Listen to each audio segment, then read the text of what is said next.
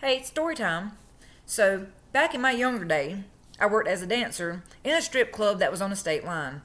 Now, this strip club had people that would come from both states. It was a wild little joint, and it would get ratchet at times. But hey, we had a boss, and we'll call him Lenny. Now, Lenny did not allow any type of drug use. He would let you drink, you could drink and dance, but he would not allow any kind of drug use. He wouldn't allow any kind of call girl activity, nothing like that. If he found out about it, he'd fire your ass. So, when I was homeless, I met a girl who brought me to a strip club, got me on. I started working there, and things started getting better for me because I was making money. I didn't have to sleep with nobody to make good money. Anywho, while I was working there, I met a guy named Sammy. Now this dude would come in every week. He was like what we call a regular. Kind of quiet, shy, keep to himself, but then once he had a few drinks, he'd get like real loud and obnoxious, and the bouncers would have to settle him down a little bit. Then he was fine. Well, Sammy was a regular, and it was one of my regulars. He'd come up, ask for a lap dance, pay me good. But I noticed after some time, Sammy would start getting like attitude when I danced for other people. And then one night, Sammy was like, "Look, can you just dance for me? Like, if I paid you enough money, could you just dance for me?" And I say, "No, I'd lose my job. It don't work that way. Lenny doesn't discriminate. We don't do that. We can't just dance for one person." He was like, "Well, can you come to my house and privately dance for me?" I said, "No, I won't do that. And Lenny doesn't allow any kind of outside work related to his workers. It doesn't work that way." And he was like, "Well, why does Lenny control everything?" I said, "That's how we keep a good, clean environment. We get drug tested regularly. We can drink a little bit, but we can't do any kind of." He don't want to get busted, because he's running a legit establishment here. Believe it or not, some strip clubs are really legit business, and they're all about the business, and they don't want to get in trouble for prostitution and dumb shit like that. They try to keep their hands clean. I know some don't, but this one did. So Sammy's like, "Okay, never mind." So after about a month or two of getting, seeing Sammy come in and getting to know Sammy, I start to realize he is favoring me as a dancer. Okay, he's paying me good, whatever. As long as he doesn't touch and he doesn't do nothing crazy, it's fine. Well, one night I'm on the way home and my cell phone rings and it's Sammy. I'm like, "How did you get my number?" He was like, "Oh, well, I asked somebody at the bar." I'm like, "Who will give out numbers?" So I'm like, "Well, give me her name." He said, "I don't know her name. I didn't ask her name. I just asked her for your number and she gave it to me." And I knew right then that can't be true because we know better. We knew better. At that club, we knew better. You don't give out nobody's phone number, address, anything. You don't do that. You don't even tell nobody your real name in this club. Nobody's allowed to do that. Can't dox anybody. So I'm like, "Okay, well, I got to go. I got to get up, go to school in the morning, blah, blah, blah." So next day I get up, I go to school because I had enrolled back in school and was trying to get my life together. And oh boy, was it hard, but I was in the process of doing it. Got a knot in my freaking hair right there. So the next day I get out of school. Now we had, I don't want to say what year exactly, but we had cell phones. They weren't these touchscreen phones, but we did have cell phones. Anyways, they were hard to keep up with, but they did stay charged for days. So I take my cell phone, my purse, everything. I get out my car. I go into work. I'm standing there, and some of my friends are like, "You got some flowers. You got some gifts." And Lenny's not happy. I'm like, "I didn't ask for anything." Lenny had a rule. Your boyfriend couldn't come to the club. Your husband wasn't allowed at the club unless they were a bouncer, and they were okay with you dancing. Nobody who was like jealous type was allowed at the club. Lenny would fire you. And if you or your boyfriend caused any kind of a commotion in his club, you'd be fired. And I was single. I didn't have no boyfriend or girlfriend, so I knew I didn't ask for no flowers. And of course, it said like this secret admirer shit on it, and I'm like, "Oh my gosh." And Lenny was like, "You need to get this stopped, and you need to get stopped now. I don't want you to lose your job. You've been a good employee. I see you're getting your life stable and you're doing better, and I hate to see that go down the toilet, so fix it." I'm like, "Okay." So the next day, I get a call from Sammy, and he's like, "Hey, did you get my flowers, chocolates, all this stuff?" I'm like, "Don't do that at my job. Please don't, because you almost got me fired." "I'm so sorry." Next day, more flowers. I'm like, "Okay, so now he's doing it to try to get me fired. Now he's trying to mess with me, trying to get me fired. I'm not playing this." I call him. I say, "Stop it. I will have you banned from the club altogether if you don't stop." I'm young and I'm dumb. He apologizes. He's like, I didn't mean for that. I was just trying to be nice. I'm young. I fall for it. Okay. I didn't have him banned. I go into work the next night and Sammy's there. Everything's fine. No attitude, no nothing. Everything goes good. He gives me like $200 in tips, tries to keep me dancing for him all night, but I have to mingle because that's my job. So I mingle around. Well, the next night I'm bartending because at this club, you were either going to dance, bartend, or waitress and clean up. And I did all those things. Most of us girls did those things. So I'm at the I'm the bartender and I'm handing out drinks and stuff, and Sammy comes to the bar and he's like, will you dance for me? And I'm like, I can't. I'm bartending tonight. I can't dance. What do you mean you're bartending but you can't dance? How can you not dance? I said, because nobody's not running the bar. I have to run the bar. Well, I'll just sit here and talk to you then. I'm like, oh gosh, okay. You just sit here and talk to me then, fine, whatever. So he talks to me. I never give out any kind of personal information. We just talk about his past, his life, relationships, just stuff like that. Just stuff that you know to keep people talking. He asked me out on a date, and I give him an excuse that I have to work the next day, I have school, blah, blah, blah, because Lenny gave us a rule in this club. You are not allowed to go out on dates with customers, but you can't tell them that, because you want them, when you're stripping, dancing, being a waitress, you have to have that flirtatious, nice personality in a strip club. Now, if you work like I did at Applebee's, you can just be nice. You can get a tip. Do a good job, be nice, get a tip. But in a strip club, you have to be flirtatious to get your tips, even as a bartender. So I couldn't, Lenny said, don't tell people you can't date them, but don't date them. That causes trouble. So that's what we did. And we just make up excuses of why we couldn't go out on dates with them. And that's what I did. So after about a month of him constantly asking me out over and over and over, he started realizing she's not going to go out with me. So he finally says, why won't you go out with me? And I just tell him, I can't.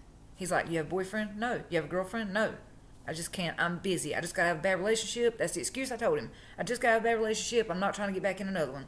He says, okay, I understand. So later on that night, like 1 o'clock in the morning, I get off work. I walk to my car. The bouncers always walked us to our car at this place. The bouncers are standing behind us at the door. Right when I get in my car, Sammy pops up. Hey, what you doing now?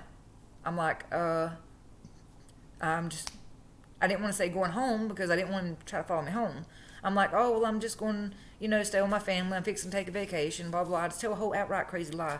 I'm like, I'm about to take a week off work and just get some rest. Oh, well, get up with me. Okay. So I leave. About 6 o'clock in that next morning, I get these calls. Sammy's calling me text over and over and over. And I'm like, dude, go away. Get the hint. Go away, please. But I don't say that. I'm just like, how you doing? Blah, blah, blah. Can't talk much. Gotta run. Bye. Cut it short. Well, the next night, I get off work again. It's like 1, 2 o'clock in the morning. And on the way home, I see a car on my road heading to my house. I had never seen most of the customers' vehicles because I'm not out there when they leave. So I didn't know. There was a car on the side of the road, and it had the hazard lights on. Well, I know because I was by myself, don't pull over. That could be a trap. Because I'd heard too many Dateline stories about people laying in the middle of the road like something's wrong, and then they jump up and attack you. So yeah, I'm paranoid already. So I just drive on around it, and I go to my house. No worries. I get in my house, lock the doors, check everything out because I'm single, nobody stays with me. I'm like, okay, everything looks good. And I'll call it, again, I'm going to call this a kazooie. It was a 38. Kazooie. Loaded, ready to go. So I felt safe.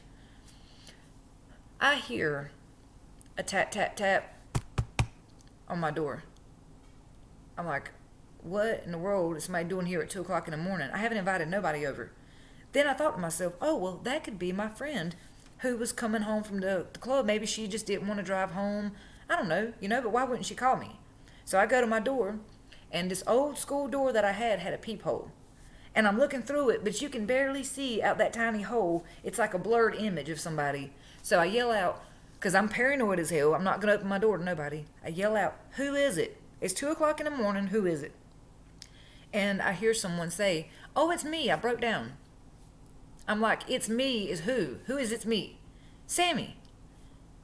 What? What the hell are you doing here? Oh, well, I seen your car. I have a friend that stays down the road here, and I noticed your car was over here, so I figured it had to be you who went by me down the road back there. But you didn't stop. I said, how do you know what car I drive? I mean, by the time I leave the club, the customers have been gone. How do you know? Well, I drive by sometimes, and I've just seen your car. I've seen you in town. We live in the same town. I'm like, well, that's true. We do live in the same town. I mean, I had run into him at Walmart prior. So that is true. We live in the same town. So I opened the regular door, and the screen door, the glass door, still closed. And he's like, I don't have a phone with me.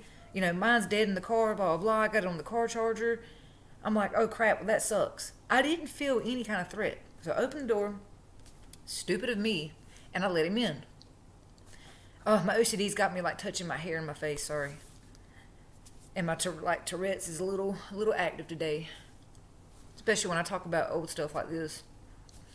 So I let him in, and I had like it was like a small house with like two big bedrooms, tiny kitchen, in the bathroom, you could touch the sink, toilet, and tub all at the same time. Like, you could touch it all at the same time, together. And that was your whole bathroom. If you fell in that bathroom, you'd got killed, because your head would have hit something porcelain. Like, that bathroom was so tiny. He's like, well, can I use your bathroom? And then I'll use your phone. I'm like, sure. This is the part that freaked me out. This is the part where my blood ran cold. Like you hear in all these videos, this is the part where my heart started beating really hard and I got terrified. He walked to the bathroom. You're probably saying, Lily, what do you mean? If you're going to use the bathroom, you're going to go to the bathroom and use the bathroom. How the fuck did he know where my bathroom was? He'd never been in my house before. This person walks through my front door. You can't see my bathroom because it's in my bedroom. I have a little bathroom in my huge bedroom. He walks directly to my bedroom, into my bathroom. Shuts the door and uses the bathroom. I'm just standing here like, what? How did he know where the bathroom was? So at that point, I'm freaking out.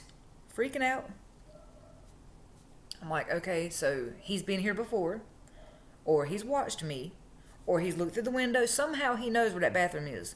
Do I ask him? Do I just try to make him leave? Do I get on my phone? So I start texting my friend on my old Crazer slider thing, whatever I had. I'm like, get over here now. Hurry up. Because she lived down the road a couple miles. I'm like, I don't care if you got to run, ride your bicycle, get in your car, whatever you got to do, get here right now. Please hurry. And she actually had worked with me at the club prior, but then she quit and went to another club. And I didn't even know she was home at this time or not. And she's like, hey, I'm actually home. What's going on? I said, hurry. Read the text. Get here now. Hurry up. She was like, on my way. So he comes out the bathroom, walks back into where the living room is, like the living den area. And he's like, you have a really nice place here, blah, blah, blah. And I'm just standing here looking at him, trying not to make no sudden movements, trying not to be too scared. I don't want to seem obvious. And I'm like, yeah, it's, $400 a month, blah, blah, and all this stuff. We just chit chat. And he's like, I really wish you would go out with me. And he starts walking closer to me. And he's like, I really wish, you'd let me take you out and show you a nice time and get you out of that place and show you what you're worth. And I'm like, look, I don't want to go on dates right now. I just come out of a bad relationship. I don't want to go on dates. And he was like, I know Lenny won't allow y'all to date people, and that's why you won't date me. He assumed that was the only reason I wouldn't date him. He was that cocky that the only reason you won't date me is because your boss won't let you. But I'm 100%, a hot, fine, stable guy with so much money. I'm rich. You should just date me. I'm like, dude, there could be other reasons why. You don't know. But anyway. And he's like, well, if it ain't because of Lenny, what would it be? And he's closer and closer to me. He finally gets right here and starts rubbing my arm, like how some people will do. They'll walk up and start rubbing your arm. It's one of the most intimate places you can rub someone. Believe that or not. Yes, it is. And he's and I'm just backing up. And he's pulling me back. And I just wish you would let me just hold you. And I'm like, what are you smoking? Who the hell do you think you are to just come to my house and then start trying to put the feels on me And then he starts saying, well, I lost my girlfriend last year to this, and she left me for another guy. He does the whole pity party. I call it the stupidity party because it ain't working with me, buddy.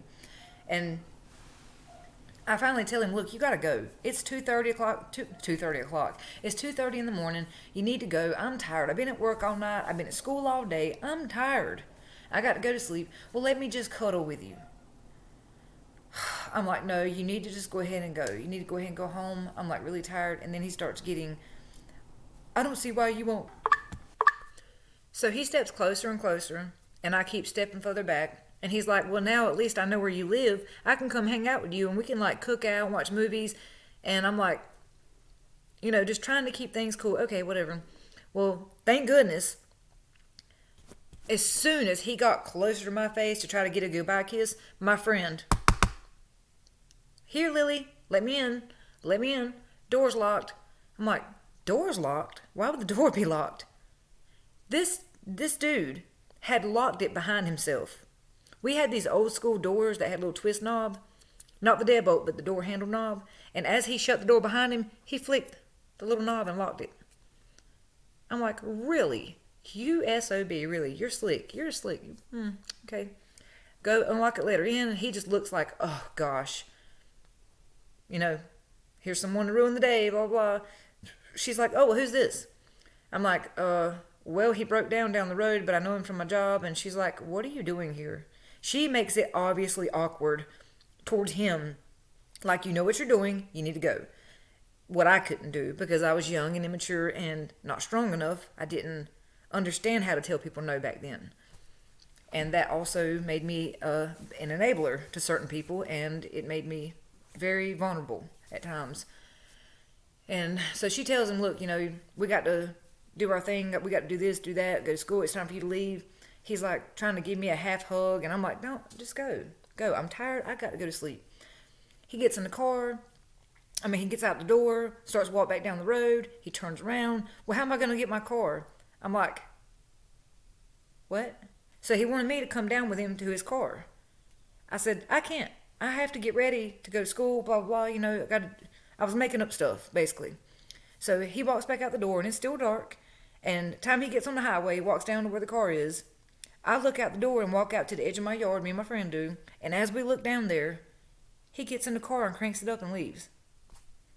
I said, so his car wasn't broke down. He was lying. He flat out lied just to get in my house. How many times has he been in my house? Because he knew where the bathroom was. And my friend was like, look, we either got to report it, nip it in the bud, get a friend to talk to him, or we're just going to have to move. Get you out of here or do something. I'm like, no, I ain't going to move. I just got, I'm settled down. I'm on my own. I'm doing good. I don't want to have to move. So a couple days later, I go back into work, and there he is. Of course, there he is. He's going to be there. He's like, hey, you want to do this? Do you want to do that? I'm like, no, I don't want to do nothing. I'll just be a butthole to him because I'm just sick of it at that point. I've had a few days to soak in it and simmer in how aggravated I am, and I'm done with it. How did you know where my bathroom was? That's all I can think in my head. And your car was not even broke down. Freaking liars.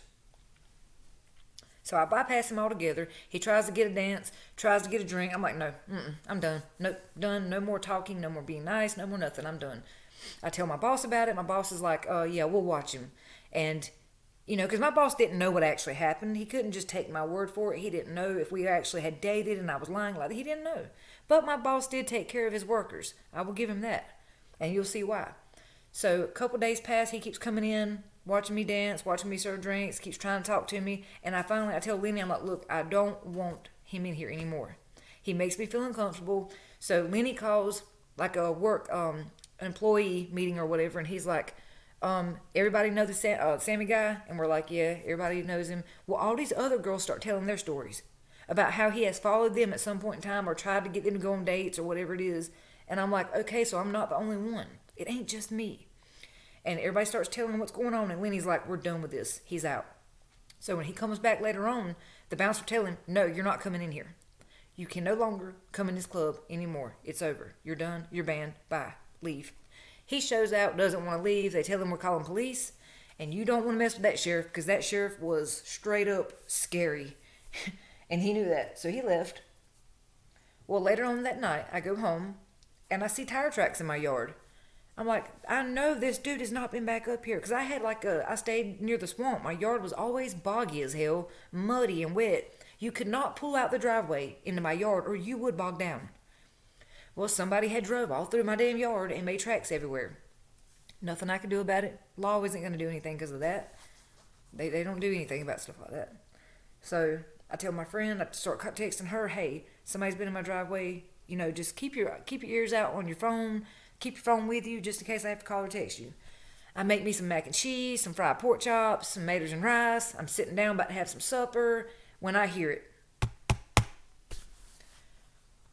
I think to myself, why? Why can't I just get one peaceful freaking night in this house anymore? I just want to eat my fried pork chops. I just want to eat my mac and cheese and my fried taters and rice and my fat back in peace. I just want to chomp down on my fat back in peace. Just leave me alone. I go to the door, and luckily it's my friend. So I'm like, oh gosh, sorry, I was freaking out. She comes in, she gets dropped off. She doesn't drive, she gets dropped off. She said, I'm just going to stay the night with you. So we hang out all night. We eat my taters and rice, my fried pork chop, my fat back, my cornbread, everything. We were watching movies. We didn't have Netflix at that time. So we're watching all these old DVDs, and we're starting to fall asleep. We've done like our nails, our hair, talk, blah, blah, blah. Well, she falls asleep before I do. I get up to go grab another glass of wine at the fridge, some Duplin, and I see something at the window. And I don't freak out because I know we're in the middle of nowhere.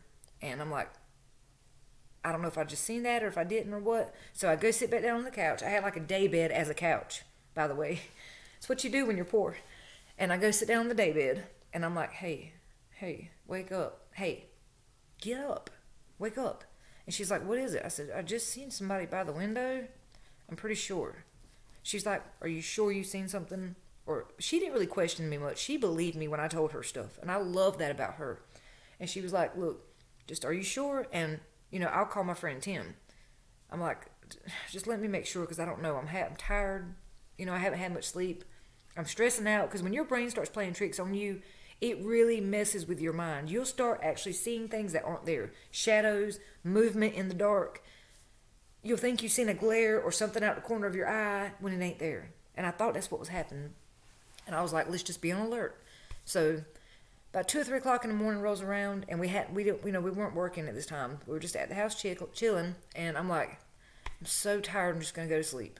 So we both go to sleep, and I hear, probably an hour later, I hear a bam. And it was outside.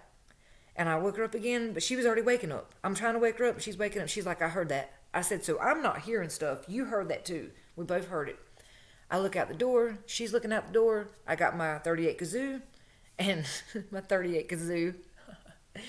And we're both just like, what do we do? Grab the cell phone? Do we move? Do we stand here and wait or what? And then we heard bam again. It was at my car. Somebody was walking around the house, bam, hitting the side of the house like with their fist. Bam, the side of the car. Bam, on the side of the house. Bam, on the door. I said it has to be 2 people. For them to make it that around the house that fast, it's got to be 2 people. And then it kind of hit me.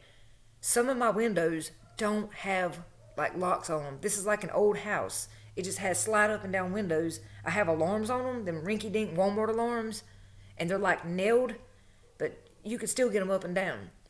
I'm freaking out at this point, and I'm like, oh gosh, what are we going to do? What are we going to do? Now I'm finally freaking out like I should have been the whole time. And she's like, let's just calm down, and we'll call Tim. So she starts to call Tim, and at that point we hear, bam, and somebody's kicking the door. Let me in this fucking house. Let me in this house. Raising all this hell. And it's Sammy. And he has someone with him. And I told her, I said, I can hear 2 people, and that's Sammy at the door. And I'm shaking so bad. And I yell back, Sammy, you better get out of here, because I have a 38 kazoo, and I'm not afraid to use it. I will use it. If you come through that door, I will use it. Please don't make me. Don't make me do this, please. I start crying, yelling, screaming. He's got me terrified. My heart's palpitating. I am freaking out, afraid. And it disappears. She's calling the law at this point. It takes like the law an hour to get there. Law shows up. They're like, yeah, there's a footprint on their door. Did you know that? I'm like, yes. I'm the one that told you they were trying to kick the door in. Hello? Yes, I'm sure there is a boot print on the door. Why don't you get your dust and like take some prints or something? We don't do that. They show that in the movies, but we don't do that for. I'm like, what? What do you mean you don't do that? But that's how these small towns are. They don't have updated proper equipment or training to do break-ins, murder investigations, or stuff like that. They're just not trained properly. If you just seen my video recently about the 9-year-old girl getting pepper sprayed in the face, that alone tells you police do not have proper training. Anyways, they leave. They say there's nothing they can do. They treat us like crap because they know we're dancers. They act just like we deserve it or something. Like we're just throwing our bodies out here to everybody. I'm like, okay, all right, that's fine. When something happens, don't say I didn't warn you. He's like, well, you protect yourself. Don't go starting anything, but you protect yourself, okay? Y'all have a good night. I'm like, okay, Sheriff Dingleberry. We'll make sure we protect ourselves. Thanks a lot, Dingleberry. Thanks. Well, the next evening rolls around, and I haven't heard from him at all. Have not heard from Sammy, haven't seen text calls, nothing. And all of a sudden, I get a call, and it's breathing. Y'all, if you've ever had somebody call you and just breathe, it is so creepy and weird. I can't stand it. The number was blocked, but we had star 67 back then, my friends. Star 67, guess whose number it was? It was Sammy's number. I said, okay, you want to play that game? Okay, I'm just going to, next time you call, I thought to myself, I'm going to do that star 54 thing so your number will be traced. He called back to back to back, just breathing. I called a phone company because back then you had to call the phone company to do the star 54 thing, to have the number traced so police could pick it up when you did file the report. Blah, blah, blah, this long ass line of crap that you had to do to protect yourself and have proof that they were doing these things. So this goes on all evening. I had to blow my nose, sorry. This goes on all freaking evening because we're off work that night. 2 o'clock in the morning, of course, again rolls around, the scariest time at night for me. And I'm just sitting there after all evening, all these calls. I'm like, tomorrow morning, I'm going to go file a report, try to get a restraining order, let them know what's going on, try to get my a copy from my phone company, if possible, fax to me, to the drugstore. Because back then, you had to fax everything from a drugstore, from a phone company, to a here, there, everywhere. And then you'd get the copy at the drugstore, take that to the police department. They would then fax it and just go from there. So I'm like, okay, tomorrow I'll do all that. Right now, I'm just going to keep star 54 in it and doing a thing where they can trace it.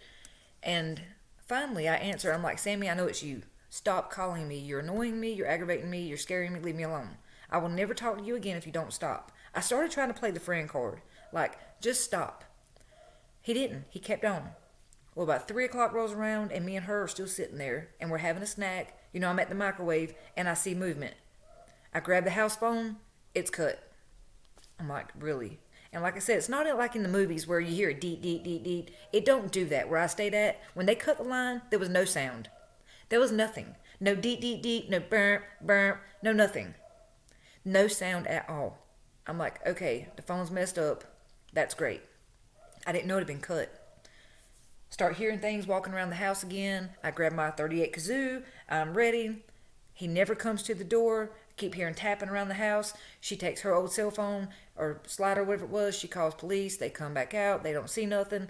They're like, tomorrow, come in, file a report. They start taking me seriously, though, because they see how scared we are. And I tell them, look, I am legit scared. Well, it just so happened that one of the officers that came out had came to the club before and knew this was a legit club. You know, we were just all working, trying to survive. Like, they knew we were being honest. We weren't running no kind of call girl house out there. It was nothing like that. We were just trying to protect ourselves. He took us seriously, and then everybody else did.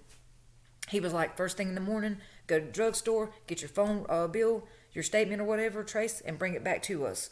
And we will file a report. I'm like, okay. They leave. Within probably about an hour, the knocking starts right back again. The calls start back again. I start hitting the number again. Like the same thing is just going to go on. And then right at about 6 o'clock a.m., it starts to get daylight outside. I'm like, you know what? I'm not going to take this anymore. I'm going outside. And I knew that before he had parked his car down the road. And it dawned on me. If he's here doing this, then he must have his car parked somewhere down this road. So I tell my friend, I'm like, look, let's get in the car. Let's get to the car. She's like, no, how about we sneak out the back and we go through the woods and go to the road? I'm like, all right, let me get my kazoo. We'll do that. So I get my kazoo. I'm shaking, freaking out. We go out the back and we hear running.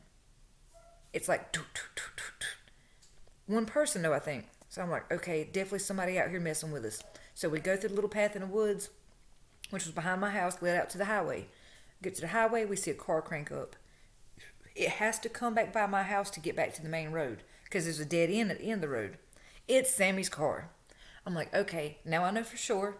Now I'm not freaking out. I'm not losing my mind. It is Sammy and he is doing this. Okay. Then I think to myself, I have an old dinosaur of a laptop that records. I should set that up. I will put it where nobody will be able to see it. She's like, wait a minute. No, you know what? We'll get my dad's deer camera.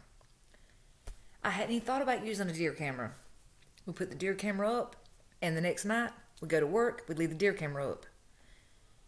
When we got back, I had no idea how to even use this thing. She had to set it up, show me how to use everything on it. When she sets it up and we start looking at the footage on her laptop, because she had a way nicer laptop than I did, we start looking at this stuff. This dude is walking in my house, around my house, climbing through my window, coming out, taking stuff off my clothesline, going through just going through the whole house, back and forth through my stuff. And I had noticed for some time that things like, I had a box from high school of old love letters from just some guy I dated in high school. It was never sexual, just that little boyfriend that you had that you write these little love notes to, back and forth. I had a whole box of those that went missing.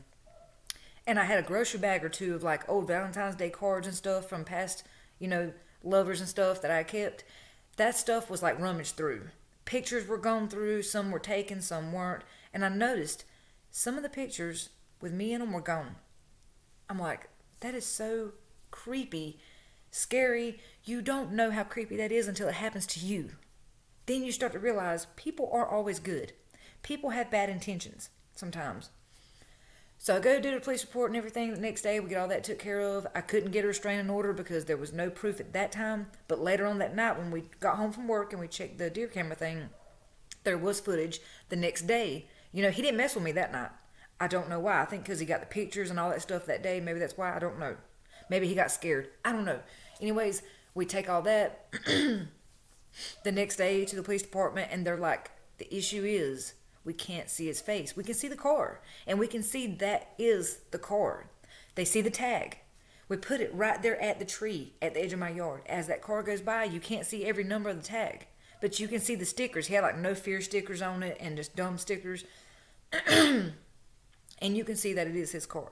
So they talked to him a couple days later and he's like, oh, I'm just a friend and I was just trying to make sure nobody was going to break in on her. All this dumb stuff. And police are like, do not go back. Do you think that stopped him? No, it did not stop him one bit. He came back. And the next time he came back, things got really, really messy. Because this time when he came back, my friend wasn't there. But my cousin was. And my cousin was a big dude, about 6'6". I call him my cousin. He was like my best friend. I'm sure we were kin somewhere down the line, but we were just real close. And we were like cousins, man. We were really close. But this dude was huge. And I'm like, please, stay with me and just... I feel safer if I have a guy here to I won't be so intimidated, I guess. So he got dropped off. I have my car there. I said, you know what? Let's get somebody to take my car like we're gone. Because this is before nighttime. So we get my friend, take my car and leave. She goes, parks it at her house like I'm there, which is on about 10, it's a couple miles down the road, not far. Anywho, I tell we're going to call him Jim. Me and Jim, we're hanging out in the house. We're in the bedroom, huddled up, just waiting to see if anybody's going to come in. And then we hear it. At about 2 o'clock, we hear, bam, bam. I'm like, there it is. He's here. He's starting. He's here. He's starting his mess. Here we go. Jim starts to jump up and run out. I'm like, no, just wait. He'll come to the door and the windows. Watch. We sit there for over 30 minutes listening to this guy beat on the side of the house all the way around. And at my mailbox, going through the yard, running back and forth, doot, doot, doot, doot. Terrifying. But now I have backup. Big backup. And I start to think, you know what? It's so sad that police won't help you in a situation like this because now I've drugged 2 other people into my situation. They're now in danger. I don't know how crazy this person is. I don't know how obsessed this person is. They could get ratchet. I don't know. And Jim's like, look, you need help, and I'm glad you called me. We're going to take care of it. So he creeps into the living room and sits by the window, and then he comes face to face with Sammy. Face to face, but this time Sammy's got a mask on. Sammy doesn't even see him. Jim's like sitting right here at the window, and he don't even see him. He just creeps on by, keeps walking. And Jim just slowly turns around, and he's like, and I'm just sitting there like, I don't know if he thinks I'm here or what. And then I hear the door handle wiggle. Sammy gets to the door, can't get it open, so he goes around to a bedroom, and he goes through a window. I had nailed these windows shut, but now they were able to open. I don't know if he did it, if I missed it, I don't know. Anyways, it's been a while. He comes through the window, and as he crawls through, he has a big stick in his hand, like a police flashlight type of thing in his hand.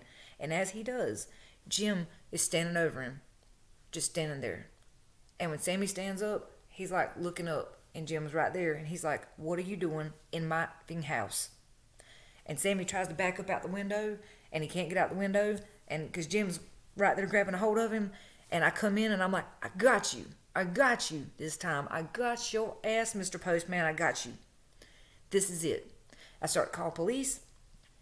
They get there. They get him. They don't do anything. He doesn't even get charged. He claims to have been a friend of mine.